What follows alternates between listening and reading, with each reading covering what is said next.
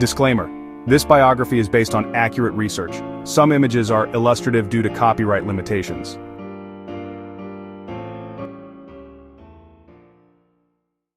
William Rosenberg was born in Boston, Massachusetts in 1916. His family were Jewish immigrants from Prussia. They worked hard running a small grocery store in a tough Boston neighborhood. Life was not easy for the Rosenberg family.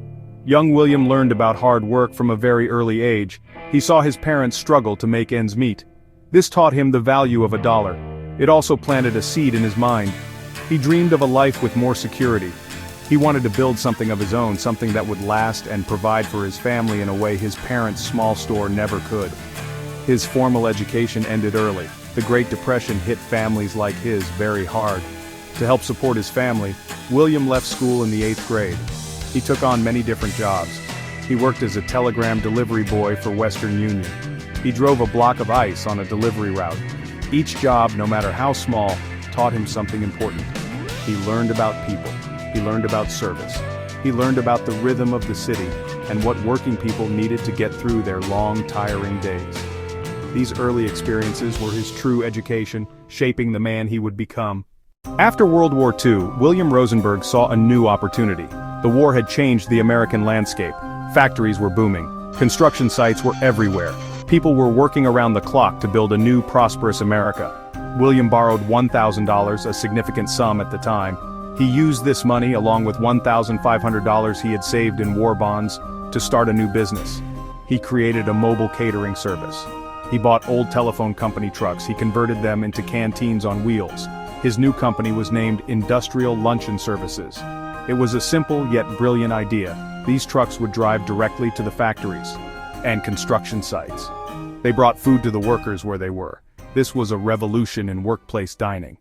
In 1948, William Rosenberg took his big idea and made it real. He opened his first shop in Quincy, Massachusetts. He called it the Open Kettle. The name was simple and descriptive. It promised freshness. Donuts were made right there in front of customers.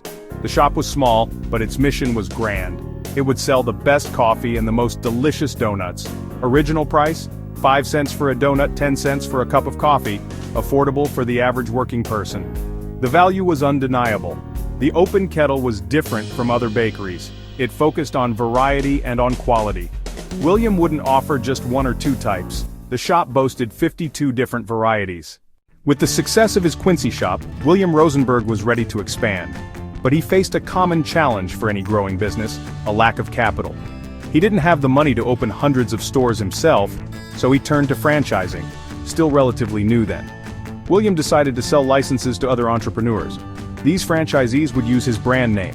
These franchisees would use his recipes. These franchisees would use his business methods. In 1955, the very first Dunkin Donuts franchise opened in Dedham, Massachusetts. It was a pivotal moment. Franchising solved his financial problem. It let the brand grow fast using other people's money and ambition. But it brought challenges. The biggest was consistency. How could a donut taste the same in one shop as another? A poor experience at one location could hurt the whole brand. William understood the danger. Quality control was key. He needed a system every franchisee could follow. He established Dunkin Donuts University, a dedicated training facility for new franchisees and managers. There they learned everything about the business. William Rosenberg's influence extended far beyond just coffee and donuts. He was, honestly, a true pioneer in the franchising industry. His meticulous approach to training and quality control became a model for others to follow. He understood that a brand's strength depended on the success of its individual franchisees.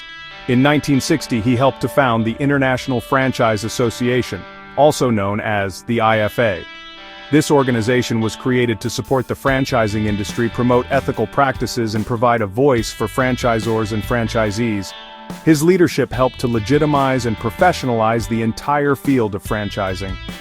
As Dunkin Donuts grew into a global icon, William Rosenberg's life story became an inspiration. He really was the embodiment of the American dream. He was a man from a humble background with little formal education, who built an empire through hard work, clever observation, and relentless determination. He proved that a simple idea, executed brilliantly, could change the world. His story showed countless aspiring entrepreneurs that they didn't need a fancy degree or a wealthy family to succeed. They needed a good idea, a strong work ethic, and the courage to take a calculated risk. In his later years, William Rosenberg dedicated much of his time and fortune to philanthropy. Having experienced hardship himself, he was passionate about giving back. He established the William Rosenberg Chair in Medicine at Harvard Medical School. He was a significant supporter of the Dana-Farber Cancer Institute. He never forgot his roots or the community that had helped him succeed. His generosity reflected the same values of service and care that he had built into his company from the very beginning. His legacy was not just about business success, it was also about making a positive impact on the world. William Rosenberg passed away in 2002, but the empire he built continues to thrive. Today, Dunkin is a household name serving millions of customers around the globe every single day. His legacy is present in every cup of coffee and every fresh donut sold. He created more than a company. He created a daily ritual for people everywhere. He was a visionary, a leader, and a philanthropist. The story of William Rosenberg is a timeless lesson in how one person's simple idea can truly power a nation.